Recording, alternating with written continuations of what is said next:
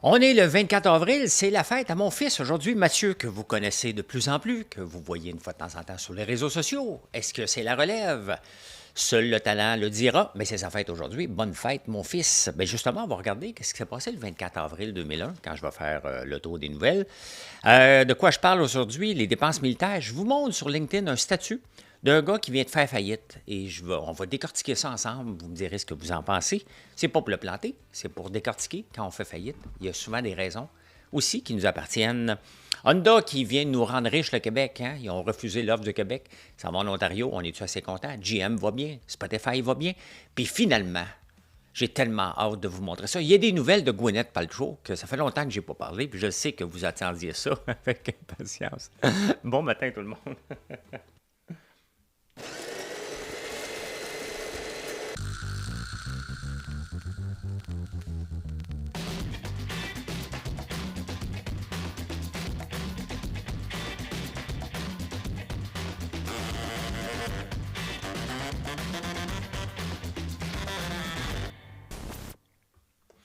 Ben, je dis bon matin, mais vous avez le droit de m'écouter aussi en après-midi. Là, je ne vous empêche pas de dire, Colin, il est l'après-midi. Il m'a dit bon matin, c'est parce que la grosse partie des gens qui m'écoutent est souvent le matin aussi. Donc, je vous emmène ici et je fais ça. Je suis là. Bon, je suis un peu gros, là, mais vous allez voir pareil.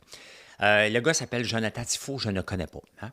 C'est avec tristesse que j'annonce aujourd'hui la faillite de notre entreprise développement numérique, Rubberduck Inc., une entreprise pourtant en pleine croissance qui jouissait d'une belle notoriété au Québec. Bon, je ne le lirai pas au complet. L'année 2023 a représenté pour nous la tempête parfaite qui aura eu raison de notre travail acharné, en enchaînant les événements dignes de scénarios hollywoodiens les plus absurdes et difficiles à croire pour ceux qui connaissent la série Silicon Valley. Après la perte inexplicable d'importants crédits d'impôt, l'augmentation rapide des taux d'intérêt, les perturbations dans notre conseil d'administration, les distractions de la CNSST, l'intervention surprise de l'Office québécoise de la langue française, et malgré tout la créativité dont nous avons fait preuve pour franchir ces obstacles, avec succès mois après mois, c'est finalement notre honnêteté, notre volonté de faire les choses proprement qui nous a rendus vulnérables et qui aurait causé cette fin prématurée. Donc, il cherche un job.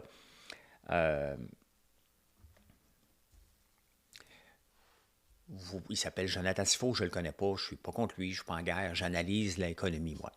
Et quand je regarde ça, je me dis, oh, il n'y a pas beaucoup, c'est de ma faute. Hein? L'Office québécoise de la langue française, lorsque tu es une grande entreprise, sont déjà débarqués dans le centre d'appel, je n'ai pas fermé le centre d'appel. Dépendent de la CNSST, oui, ils sont déjà venus chez nous, moi aussi. J'ai fait les correctifs qu'ils m'ont demandé, c'est comme ça. Sont là.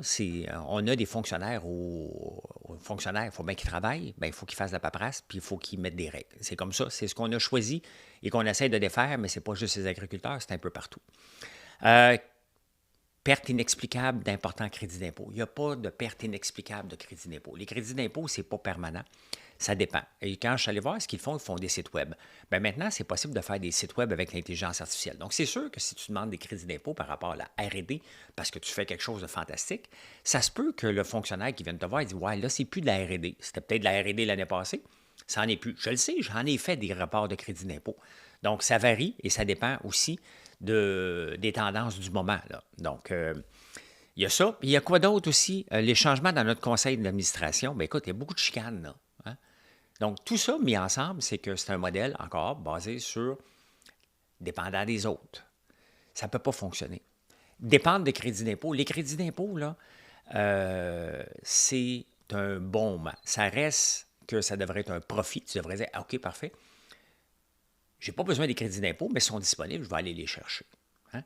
Ce faisant, je vais être capable d'embaucher plus de gens. Mais si jamais ça pète, je n'ai pas besoin. Dès que tu fais ton modèle d'affaires en dépendant des crédits d'impôt, bien, ça fait des statuts comme ça, c'est gênant. De mettre la faute sur tout le monde, ça ne se fait pas. On est entrepreneur. Si on pète, là, c'est notre faute. Si on réussit, c'est grâce aux autres. Dofasco, notre fort, c'est l'acier. Notre force, nos employés. Ben voilà, un petit éditorial pour commencer. Hein? Les dépenses militaires, j'espère qu'on ne fera pas comme les États-Unis. Puis j'espère qu'on va se tenir loin. Moi, je suis contre les dépenses militaires. Définitivement, on se fait mettre beaucoup de pression mondialement. Les États-Unis ont dépensé en 2023 910 milliards, on vient d'octroyer, 90 milliards, 96 milliards à l'Ukraine d'un coup, mais ils ont dépensé 910 milliards en dépenses militaires. On veut les États-Unis qui s'impliquent partout. Il y a un coût à ça, 910 milliards. C'est énorme. Le pays qui arrive deuxième, c'est la Chine. 296 milliards. J'espère jamais qu'on va faire partie de ça, qu'on va embarquer pour dire, regarde comment ils dépensent eux autres. Les États-Unis ne sont plus un exemple à suivre. Hein. L'Inflation Reduction Act là, nous a mis dans le trouble collectivement plus qu'autre chose, parce que regardez, on a donné des milliards à Nordvolt, tantôt je vais parler d'Honda, mais ils ne sont pas un exemple à suivre. Hein.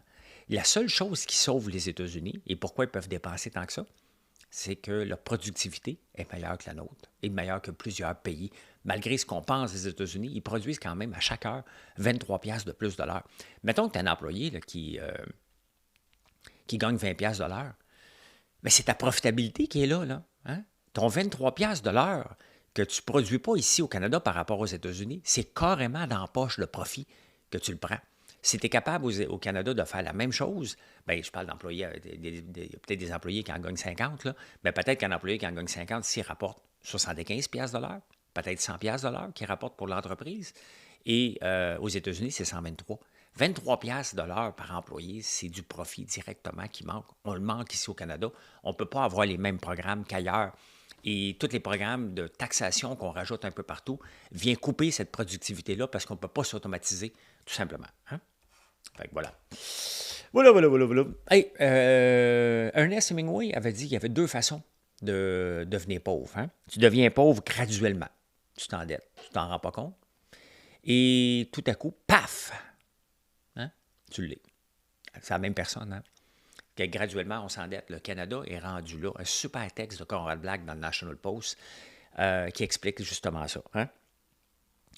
On parle souvent de la dette, on se compare avec la dette des autres pays, mais lorsqu'on compare le PIB d'endettement du Canada, on ne tient pas compte des provinces et des municipalités et de tous les programmes, tous les sous-gouvernements qu'on a, parce qu'il y en a un paquet qu'on ne connaît pas, il y en a tout le temps.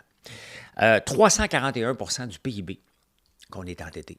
Sachant qu'on est 23 piastres de l'heure de moins que la moyenne, ça commence à faire énorme.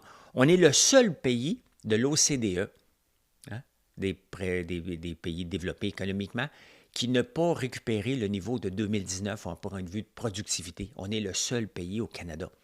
Et ça, vous allez me dire, pourquoi? Parce qu'on a un gestionnaire qui n'est pas gestionnaire, qu'on a Justin Trudeau, qui ne sait pas comment gérer. Ça part de lui, là. C'est lui le responsable. Moi, si mon entreprise ne va pas bien, là, c'est de ma faute.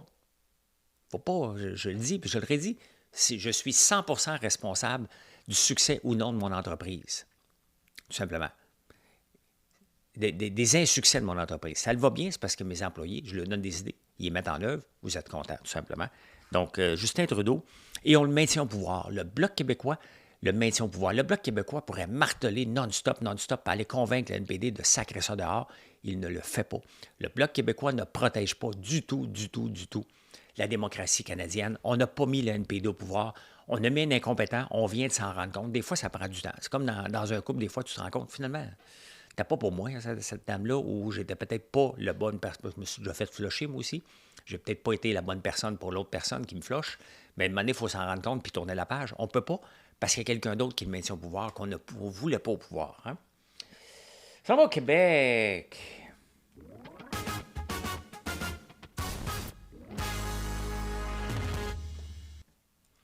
Au Québec. Hey, écoutez, vous les aimez donc bien, vos enfants, vous autres.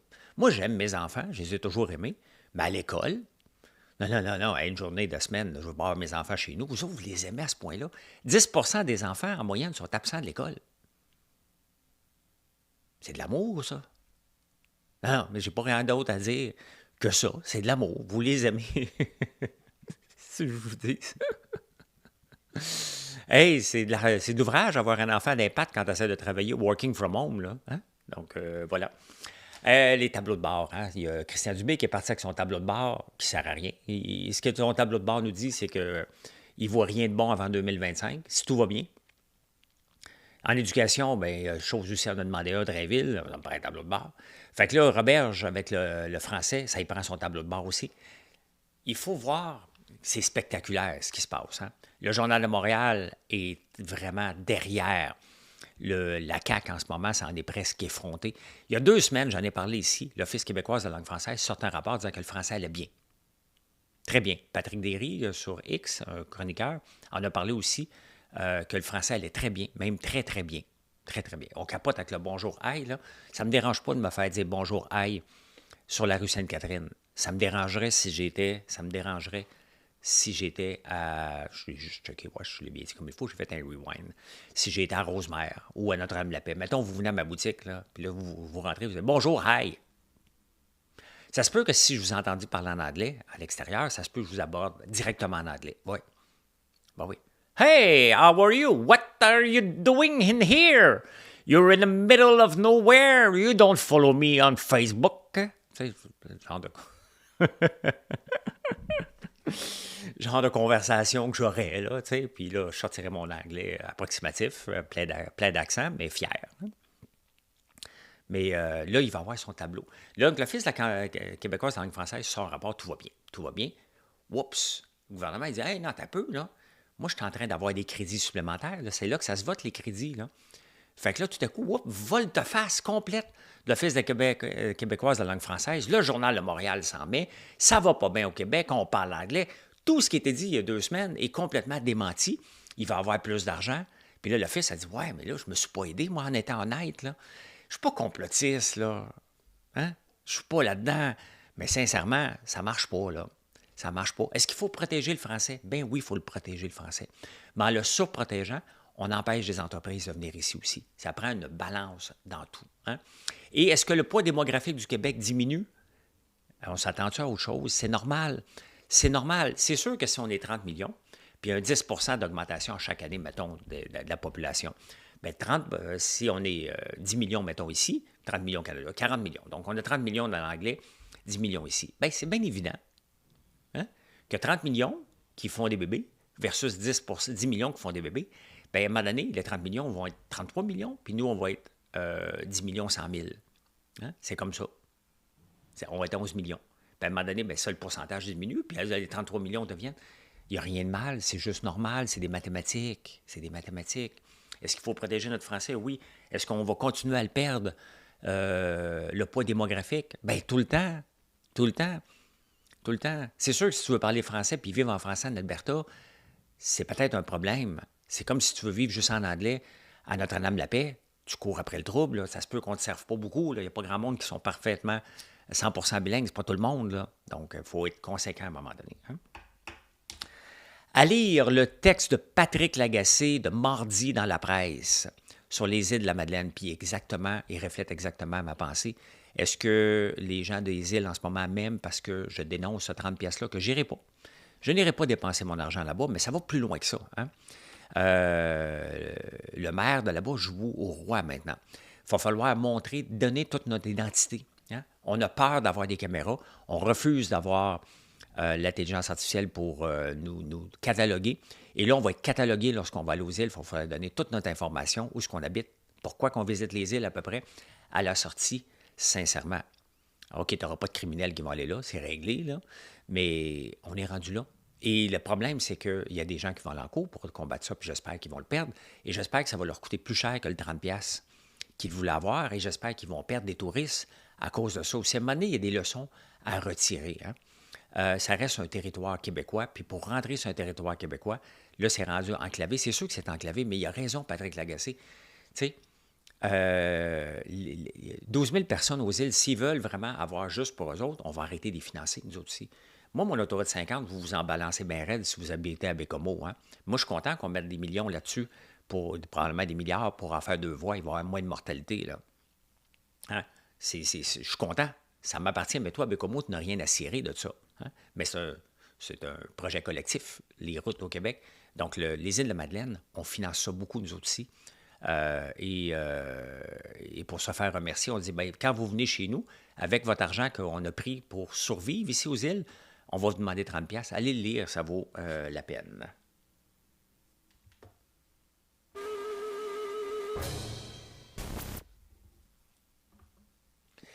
Allez lire ça, ça vaut la peine. Eh bien, je vous emmène le 24 avril 2001. Qu'est-ce qui s'est passé? Je n'ai pas lu les journaux ce matin-là parce que deux choses se sont passées en 2001. La naissance de mon fils Mathieu et aussi le premier contrat qu'on avait, qu'on a eu avec Fido, parce qu'on était en affaires depuis quelques mois, ça ne marchait pas. Le 24 avril 2001, j'ai eu un contrat avec Fido. Donc, le matin, j'étais en train d'avoir le contrat. L'après-midi, j'ai été avec ma blonde. Le 20 et le 23 et le 24, il a donné naissance. Non, c'est ça, c'est en après-midi qu'il a donné naissance, mais le matin, je n'étais pas là. Je ne pouvais pas. Les députés, donc en 2001, les députés veulent des avertissements sur les bouteilles d'alcool. Pas là encore, hein? Des têtes de mort comme sur les cigarettes. Donc, on n'est pas là, pantoute. Mais on voulait ça en 2001. Tu vois, à un moment donné, il ne faudrait pas exagérer, là, mais bon. Vous souvenez-vous de ça, du pilote qui avait foncé dans une tour, hein, à Mont-Carmel, Notre-Dame-du-Mont-Carmel, je m'en souviens, celle-là, pas mal. Et l'autre chose que je voulais vous parler, oui, la taxe scolaire majorée de 9 % à Montréal. Hein? Les résidents, on est toujours en train d'augmenter depuis toujours. Hein? Les résidents de l'île de Montréal doivent s'attendre à recevoir un avis d'imposition scolaire d'une hausse de près de 9 %. C'est pas d'hier, hein? C'est pas d'hier qu'on siphonne les Montréalais pour avoir quoi? De moins en moins de services, tout simplement. Hein? Donc, on était le 24 avril 2001 et Mathieu venait au monde. On s'en va en finance.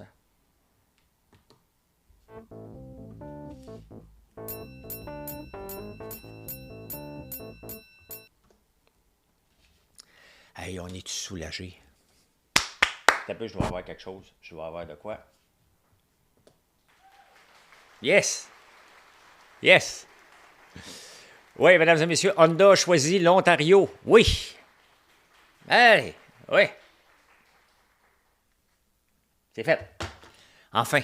Hein? On ne l'a pas eu au Québec, cette usine-là, qui va coûter à peu près 15 milliards de dollars. 2 fois plus que, même peut-être probablement plus que ça, sous forme de prêt, sous forme de subvention, sous forme de prêt pardonnable. On ne la voulait pas. C'est pas ça, créer de la richesse. Puis je vais vous en parler d'intervention de l'État. L'interventionnisme de l'État, ça ne marche pas. On ne les veut pas. On n'en veut pas d'entreprises qui sont des siphonneux de subventions. Et tant mieux que ça aille en Ontario. Moi, j'applaudis ça. Vraiment, je veux rien savoir d'avoir des usines qui viennent nous siphonner nos fonds publics pour à peu près rien qu'on va avoir en retour, à part quelques jobs. Ça n'a jamais marché, l'intervention de l'État. Donc, il faut applaudir et remercier Doug Ford de dépenser les milliards des Ontariens. Au moins, c'est peut-être notre chance de dépasser l'Ontario éventuellement parce qu'on traîne la patte au point de vue revenu par PIB. Donc, c'est le temps. Laissons-les s'endetter. Pendant ce temps-là, on va faire autre chose avec notre argent qu'on n'a pas de toute façon. On ne va juste pas en dépenser. La SAQ va peut-être être en grève aujourd'hui puis demain. Sincèrement, allez-y en grève. Pas juste aujourd'hui, demain, restez-y pour un bon bout de temps. 70 % des employés de la SAQ sont en temps partiel. Selon moi, la SAQ devrait même fermer les lundis. On n'a rien à cirer. C'est pas ouvert, c'est pas nécessaire que ce soit ouvert le lundi. La SAQ qui s'en va dans des boissons non alcooliques, c'est pas leur place. Les maudits employés, les crottés, parce qu'on va les appeler comme ça, qui barbouillent l'intérieur d'une SAQ avec des pamphlets, devraient être congédiés, suspendus. On suspend une professeure parce qu'elle s'en va à Survivor, parce qu'elle fait de l'insubordination. Tu mettrais un seul collant de grève dans mon entreprise, je te sacrerais dehors d'être là. C'est inacceptable. La direction ne fait rien, mais absolument rien. La direction de la SAQ devrait mettre les employés dans le lock-out. That's it. Ça existe aussi un lock-out. Le gouvernement a le droit de le faire aussi. Qu'est-ce qu'ils veulent, les employés? Bien, plus d'argent, bien entendu. Un meilleur horaire. L'horaire se fait en fonction des clients. Ce sont quand les clients à 4 heures qui veulent aller acheter de l'alcool, pas à 8 heures le matin, pas à 9 heures le matin. Les employés, ce qu'ils veulent, c'est dans chaque succursale, faire les commandes. Parce que c'est inacceptable que ça parte du centre de Montréal de distribution quand vous faites une commande en ligne. Sincèrement. Si on veut un centre de distribution, c'est pour avoir tous les produits d'ailleurs qu'il n'y a pas, hein, en partant. Et moi, mais imaginez-vous, là, je suis dans le commerce en ligne. Je suis capable de servir 7 îles en 24 heures. Fait qu'arrêtez de m'énerver, là. Les camions sont déjà sur la route au complet. C'est comme ça le transport. Hein? Ça prend un seul centre de distribution pour le commerce en ligne. Les employés veulent le faire dans les succursales. Ça ne marche pas, là. Ça ne marche pas du tout. Il faut qu'il l'envoie en transport, puis je vais vous annoncer quelque chose. Là. Quand même que tu habites, mettons, regardez-moi, si tu commandes à côté de chez nous, tu habites Saint-André-Avelin et tu me passes une commande pour être livré en ligne. Vous savez ce qui va se passer avec votre commande? Il va venir la chercher. Il n'ira pas livrer. Il va l'amener au centre de distribution à Laval. Ça va partir au centre de distribution de Gatineau et ça va revenir à Saint-André-Avelin. C'est comme ça que ça marche. C'est un peu illogique, mais les systèmes fonctionnent comme ça en ce moment. Donc, la SAQ, quand même qu'il ferait faire dans la succursale à Bécomo, ça se peut que ça passe par le centre de distribution de Québec, aussi niaiseux que ce soit ça, pour les transporteurs. Ça se peut que ça n'ira pas chez le voisin à côté. Ça ne marche pas comme ça. Et à un moment donné, ce qu'on a besoin, c'est de la centralisation, pas de la décentralisation de ce genre de choses-là. Fait que sincèrement, à un moment donné, il faut que le gouvernement, qui est aussi l'employeur, se dise non, ça, ne fait pas notre bonheur et on va enlever les barricades, les en grève partout. Là. Je ne comprends même pas qu'on permette ça dans une SAQ, qu'on permette ça sur des fenêtres de la SAQ. Manifester dehors, vous avez le droit, il faut respecter ça. Mais sur les lieux de travail, on n'a pas à être écœurer les consommateurs par ça. La beauté, c'est que je ne vais pas souvent dans les SAQ parce que j'achète de mon vin de privé. Donc, la plupart du temps, ben, pas la plupart du temps, je pense que c'est à peu près ça à 99 %. D'ailleurs, je suis dû pour une commande. Je suis dû pour une commande, hein? L'interventionniste de l'État, le journal que j'aime beaucoup, puis je vous en parle souvent, Le Temps, parle de l'intervention de l'État. Je ne savais pas, mais en Suisse, c'est un État non interventionniste. Comme nous autres ici, on est très interventionniste, hein, très protecteur de la gestion de l'offre à côté dans le tapis. On s'implique sous forme de subventions, sous forme de crédit d'impôt, sous forme de prêts pardonnables. On s'implique à peu près dans toutes les entreprises, dans tous les niveaux. Et regardez le résultat qu'on a. On n'a pas grand-chose, puis on a des gens malheureux. La Suisse n'a pas ça. Il y a quelques programmes, mais très, très, très peu. Et eux autres, ce qu'ils se disent, c'est la responsabilité individuelle des compagnies, des individus de réussir. Ils vont leur donner un cadre réglementaire, mais de moins d'interventionnistes de l'État dans l'économie. C'est à l'économie de s'auto-régulariser. Et ils ont 100 % raison. L'État interventionniste ne marche pas. C'est une lubie des politiciens qui pensent qu'ils font du bien en intervenant parce qu'ils se sont dit hey, on doit intervenir, on est mis au pouvoir pour intervenir. Non, tu es mis au pouvoir pour gérer et non pas intervenir. Donc, c'est intéressant ce qui se passe en Suisse. Hey, on s'en va voir 2 titres ce matin. 2 titres, je me trompe tout le temps, entre Apple TV et Auto. Ici, bon, mon écran est trop gros, là, mais hey, regardez GM. GM qui monte aujourd'hui de 6 % et il y a Spotify qu'on va regarder tout de suite qui monte aussi de 11 % Spotify. Pourquoi? Spotify a augmenté de 14 % ses abonnés payants. Il commence à gagner la bataille du streaming parce qu'il y en a une bataille du streaming. Spotify est celui qu'on reconnaît le plus, bien entendu. Mais donc, c'est intéressant. Si vous en avez, bien, tant mieux. Hein? Mais si on regarde Spotify sur un an, regardez la belle progression. Ça a baissé un petit peu, là. Mais une belle progression depuis un an, ça valait 125$, ça en vaut 300. On oublie, hein? On oublie parce que je parle souvent de d'autres compagnies qui font plus les manchettes, mais voilà. Le Bitcoin aussi qui commence à remonter, il baisse un peu, mais qui remonte suite au halving. Ça a l'air que ça va prendre quelques mois, là, les spécialistes m'ont dit. Là. Et je vous ramène à GM. GM qui rapporte des chiffres quand même intéressants d'augmentation. Les autos électriques augmentent de 20 %, mais tu sais, c'est facile d'augmenter si tu vends 10 000 autos. Tu en vends 12 000, ça reste des peanuts par rapport à GM. GM qui a quand même coupé dans les investissements de l'auto électrique. Ils en vendent quand même, mais ils ont coupé les investissements le temps que ça se stabilise. Le prix des batteries coûte de moins en moins cher. Et surtout, pourquoi que les gens capotent en ce moment? Il ne faut pas oublier quelque chose. Hein? GM, l'année passée, a fait un rachat d'actions de 10 milliards. Donc, ils ont racheté, je pense, jusqu'à 20-25 % des actions en circulation pour créer une rareté. Donc, c'est sûr que là, en ce moment, le profit par action a augmenté. Donc, non seulement ils ont pris l'argent du futur. Lorsque tu redonnes l'argent aux contribuables, aux actionnaires, tu hypothèques le futur d'une entreprise pour le court terme. Bien, le court terme font que maintenant, l'action augmente, les dirigeants sont contents, ceux qui ont des options d'achat d'actions sont contents aussi. Donc,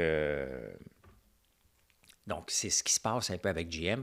Le marché de l'automobile va très bien, malheureusement, pour les autos à gaz. C'est encore ça qui est le bread and butter de GM en ce moment. Est-ce que c'est bon signe? Si vous êtes investisseur, probablement que les caisses de dépôt, tout ça, se tiennent loin de ces grands-là et pourtant, ils ont tellement de subventions de l'État. Et pourtant, c'est très rentable.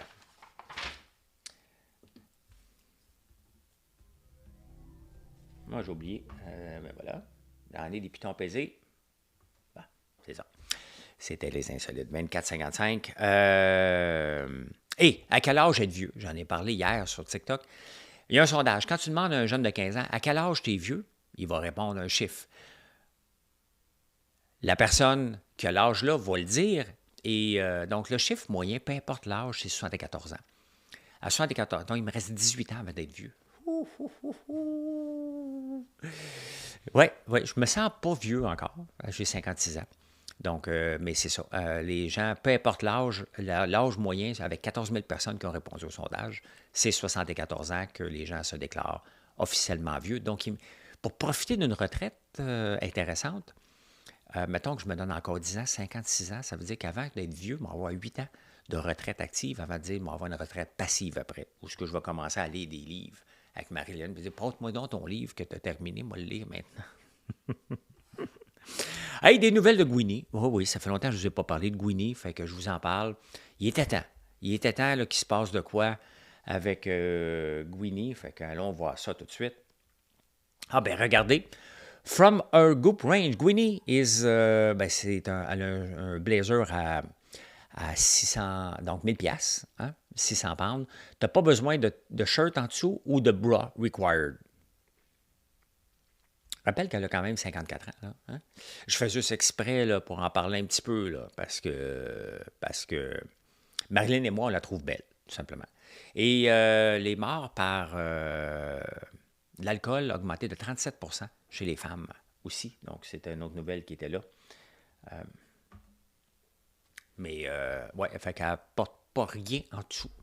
Mon père, quand il niaisait ma mère, quand elle était braless, ça me fait rire encore, il disait tout le temps « Oh, tu es tout à fait sans soutien. » Et finalement, il y a une autre pilule, je ne sais pas si vous la connaissez, cette pilule-là, puis je ne fais pas la promotion, loin de là, je fais juste vous en parler, parce qu'il y a des études qui se font en ce moment sur la Metformine, une pilule contre le diabète de type 2, qui aurait des propriétés, et sont en train de tester ça, sur l'anti-âge. Donc, c'est pas, je ne sais même pas si ça s'achète sur tablette ou sous forme de prescription. Je ne fais pas la promotion, j'en prends pas, bien entendu. Mais il y a des tests qui ont trouvé que ça aidait pour ralentir le vieillissement. Quand même, hein? On est à une étape aussi au point de vue médical en ce moment qu'on fait des découvertes majeures sur le Parkinson, l'Alzheimer, sur le vieillissement et sur le contrôler le poids avec le Ozempic et Wegovy. Donc, c'est intéressant. Ou qu'on se situe au point de vue médical aussi, parce qu'on parle au point de vue technologique. Donc, ben voilà. Et je peux dire ceci maintenant. Mission accomplished. Mon chronomètre. Il est où, mon chronomètre? Ah, OK. Merci d'être là. Merci d'être là. Je vous souhaite une excellente journée et je fais de la route aujourd'hui pour m'en aller dans la région de Kamouraska pour donner une conférence. Donc, je vais enregistrer demain. Non, après-demain. Ouais, je vais enregistrer avant de partir le show. Donc, mais sinon, je vais vous parler de là-bas pendant 24 heures. Allez, bye, bonne journée. Pas ça pendant tout, je voulais faire. Moment.